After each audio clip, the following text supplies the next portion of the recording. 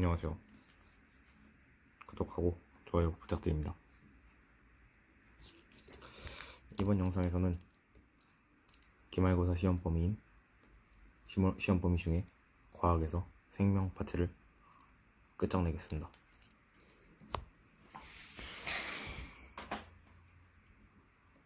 자, 일단 먼저 세포막을 통한 물질의 이동부터 시작하도록 하겠습니다.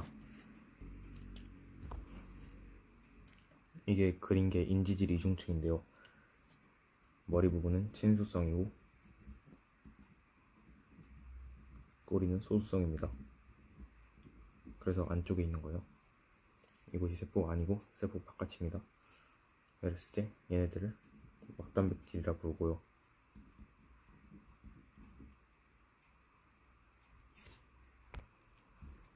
네, 이랬을 때 물질이 세포막을 통과하는 방법은 두 가지가 있는데요. 첫 번째는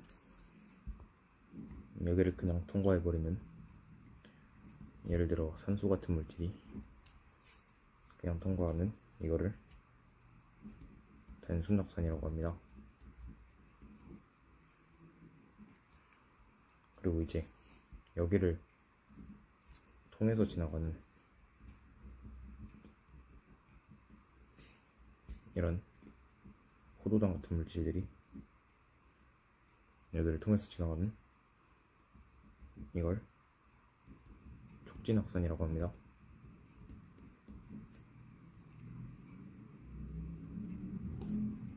자, 이랬을 때 확산의 정의를 먼저 보면은 분자가 스스로 운동해서 농도가 높은 쪽에서 낮은 쪽으로 이동하는 현상입니다. 확산에는 단순확산하고 촉진확산 두 가지 종류가 있는데요. 이제 단순확산의 경우는 인지질 이중층을 직접 통과하는 성질이 있고, 이동 물질은 이제 산소나 이산화탄소 같은 이제 크기가 작은 물질이나 아니면 이제 지용성 물질들이 이런 방식으로 이동하게 됩니다. 그리고 또 두 번째는 촉진 확산인데요. 얘는 막단백질을 통해서 이동하고요. 이동하는 물질은 나트륨 이온과 같이 전하를 띠는 물질이나 아니면은 포도당이나 아미노산 같이 비교적 큰 소형성 물질들이 촉진 확산의 방법으로 이동하게 됩니다. 다음은 삼투에 대해서 알아볼 건데요. 삼투는 물 분자가 세포막을 통해서 용질의 농도가 낮은 쪽에서 높은 쪽으로 이동하는 겁니다. 확산하고 삼투가 이 점이 좀 차이점이에요. 이동하는 것도 얘는 물이 이동하고 얘는 분자가 이동한다는 거에 좀 차이점이고요. 이제 삼투는 동물세포와 식물세포에서 다르게 일어나는데, 이제 먼저 세포 안의 농도가 밖의 용질의 농도보다 더 높은 경우는 동물세포에서는 이제 터질 수가 있습니다. 팽창하다가. 왜냐면 용질의 농도가 낮은 곳에서 높은 곳으로 계속 물이 들어가기 때문에 팽창하다 터질 수 있습니다. 그러나 식물세포의 경우는 팽팽해지긴 합니다. 그런데 세포 벽이 있어서 터지진 않습니다. 세포 벽은 식물세포에만 존재하죠. 그리고 세포 안 농도랑 용질의 농도가 같은 경우인데요. 이 경우에는 아무 일도 일어나지 않습니다. 그 다음 세포 안 농도보다 용질의 농도가 더 높은 경우인데요. 이 경우에 동물세포는 쭈그러들고요. 식물세포는 세포막이 세포벽에서 분리됩니다. 네, 다음은 물질대사인데요. 물질대사는 이제 중요합니다. 생명체 안에서 일어나요. 물질대사는 생명체 안에서 일어나요. 네, 물질이 합성되거나 분해되는 모든 화학 반응을 물질대사라고 하고요. 물질대사를 촉진하는 촉매를 생체촉매나 효소라고 합니다. 또 물질대사에서는 에너지의 출입이 일어나고 반드시 효소가 작용합니다. 물질세사의 종류에는 총 두 가지 종류가 있는데요. 첫 번째는 먼저 동화작용이고요. 두 번째는 이화작용입니다. 동화작용의 경우는 이제 반응물의 에너지보다 생성물의 에너지가 더 높아요. 그게 무슨 소리냐? 에너지를 흡수합니다. 근데 이제 이화작용의 같은 경우에는 반응물의 에너지가 생성물의 에너지보다 높아요. 그래가지고 에너지를 방출합니다.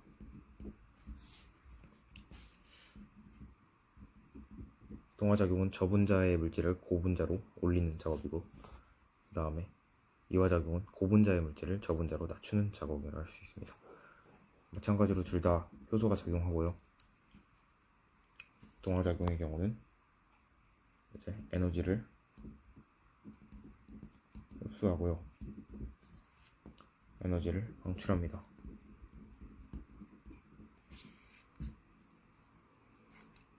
동화작용에서 저분자의 예시로는 아미노산이 있고 고분자는 단백질, 이화작용에선 저분자는 물, 고분자는 포도당 정도가 있습니다. 그 다음은 마지막으로 물질대사와 화학반응의 차이점인데요.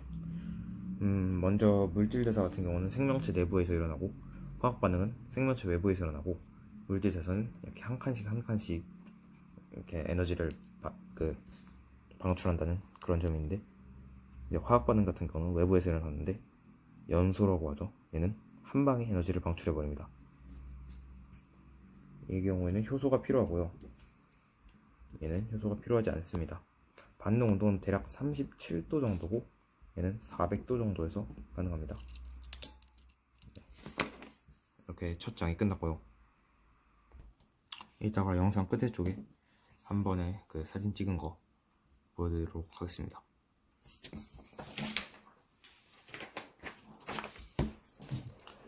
이제 두 번째 장인데요.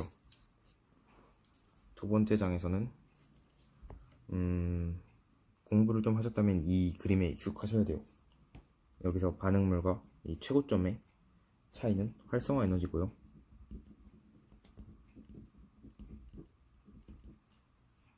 여기 반응물과 생성물의 차이는 반응열입니다. 이랬을 때 이제 이 경우는 효소가 없는 경우고요, 이 경우는 효소가 있는 경우입니다.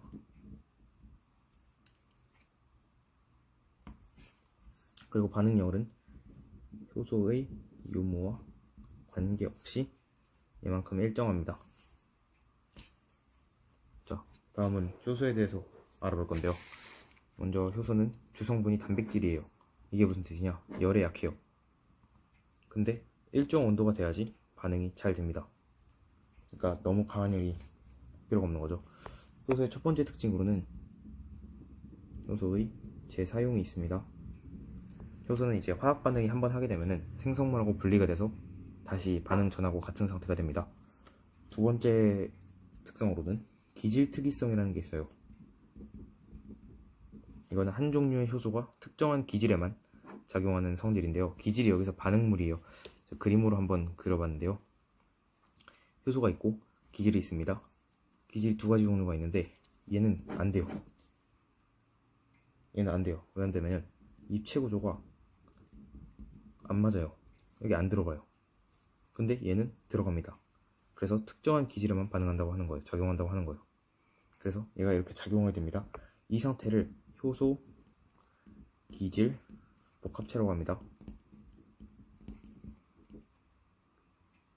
그리고 이렇게 반응이 끝나면 생성물이 생기게 됩니다. 그러면 이 효소는 다시 촉매작용을 할 수 있어요.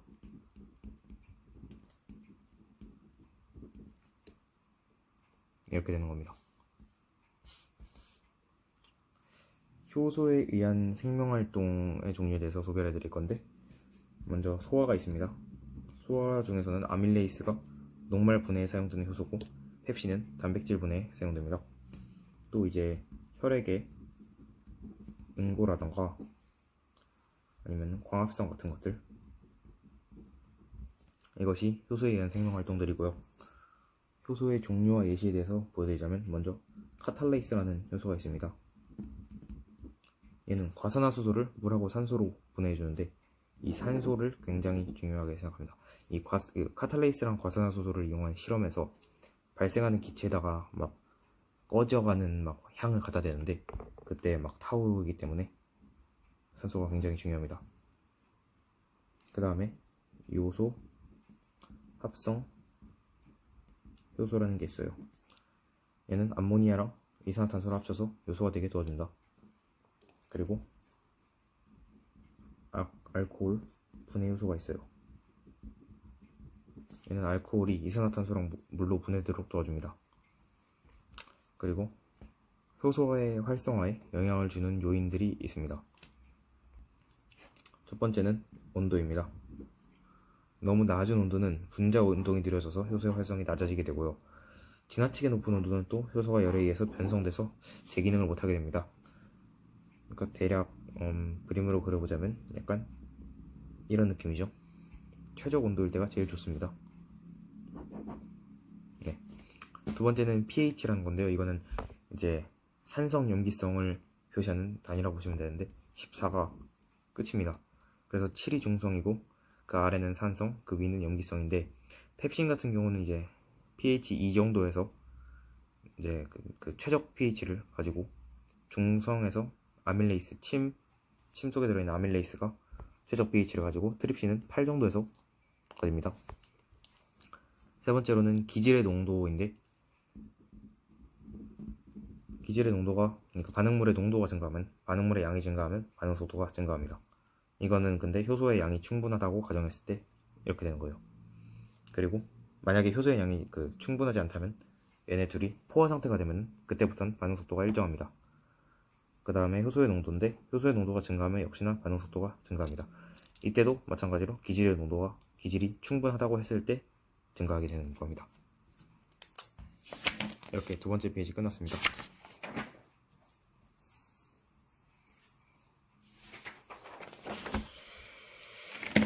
이제 마지막 페이지에서는 세포 내 정보의 흐름, 사실상 이 부분이 제일 어려운 부분이 아닌가 라는 생각이 드는데 쉽게 설명하기 위해서 노력해 보겠습니다. 일단 형질이란 게 있습니다. 형질이 뭐냐? 생물이 나타내는 특성인데요. 이 형질을 나타내는 유전 정보가 DNA에 저장됩니다. 염색체가 있다고 했을 때 이게 DNA예요. 이 가닥이 이를 잘게 쪼개면은 그랬을 때 여기서 이 부분을 유전자 A로 두고요. 유전자 B, 유전자 C라 하면은 각각에 대응하는 단백질이 존재합니다. 얘네들이 이제 형질을 가지고 있는 거예요. 유전 정보를.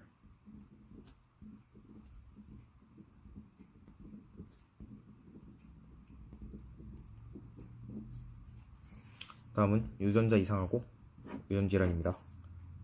먼저 이름이 좀 어려운데 페닐케톤요증이라는 게 있어요. 이거는 뇌 손상을 일으키는데 원인은 페닐알리닌에 분해하는 효소의 유전자가 이상이 생겨서 그렇습니다.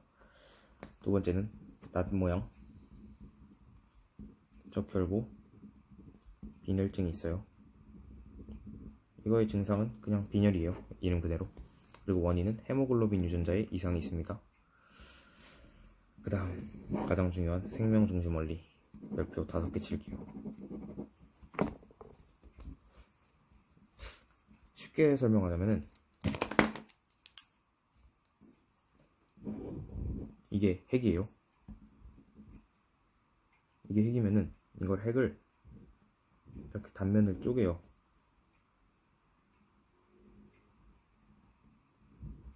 그러면은 여기 이렇게 실처럼 DNA들이 있습니다.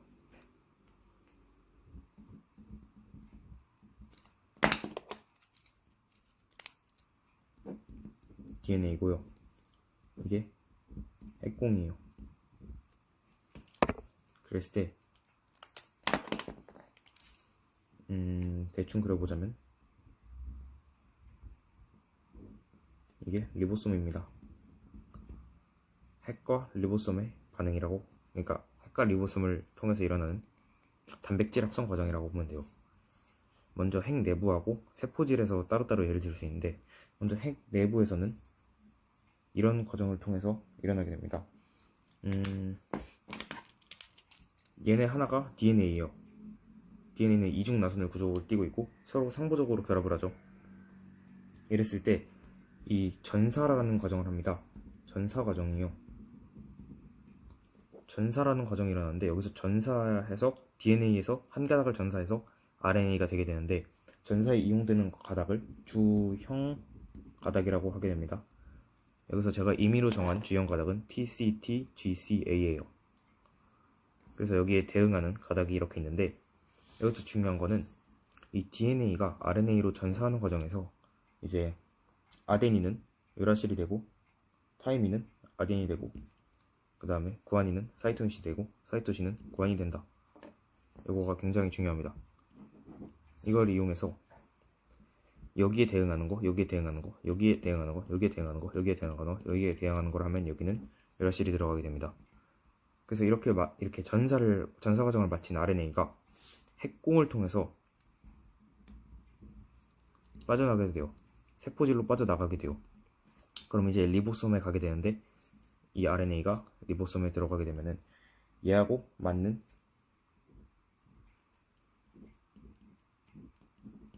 이런 아미노산들을 가져옵니다. 아미노산들을 가져오는데, 여기 DNA에서 이 3개씩 묶어가지고 얘네를 3염기 조합이라고 해요. 이제 다른 말로 하면 염기서열, 유전암호, 다르게 표현하면 트리플 레코드라고 합니다. 그리고 이 RNA에서 이 3개씩 묶어서 코돈이라고 해요. 근데 여기서 왜 3개씩 묶는가 이제 질문이 있을 것 같은데, 3개씩 묶는 이유는요, 단백질을 이루는 아미노산 개수가 20개예요. 20개인데 얘네가 이제 이렇게 4개니까 4종류가 있잖아요.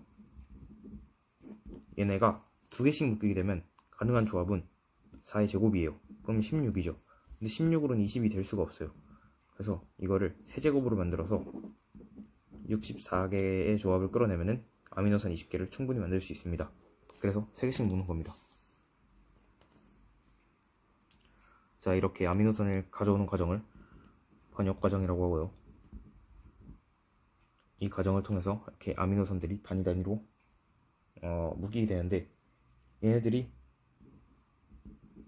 펩타이드 결합으로 단백질이 됩니다.